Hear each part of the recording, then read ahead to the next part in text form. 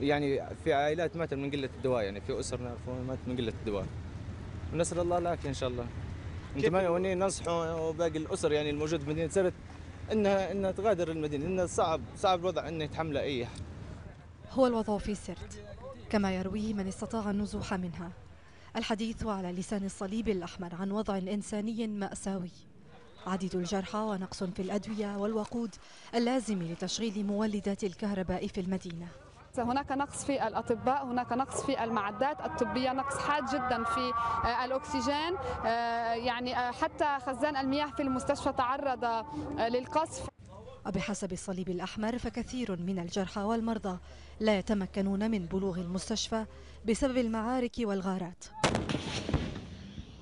وعلى حواجز التفتيش عند مخارج المدينة المحاصرة سيارات محملة بمئات المدنيين وممتلكاتهم. جو الثوار لتورغة طبعا احنا العائلات طلعنا. أما شهادات المغادرين من العائلات ففيها الكثير من اللبس، خصوصا إن كان من يقدمها مكبل اليدين.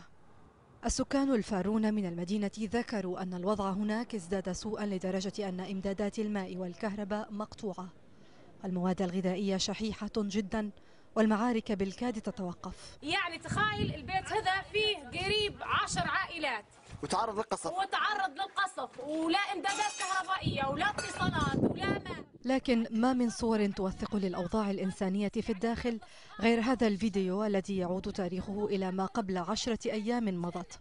وقتها كان هناك من لا يزال يحمل صورة العقيد الهارب.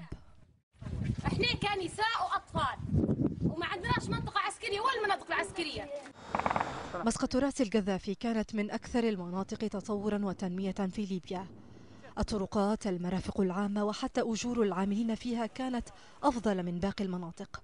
ربما ما يفسر اعتقاد سكانها أن القادمين يحملون بعض الانتقام تجاههم، حتى وإن عالج الثوار القذافيين الذين يقاتلونهم.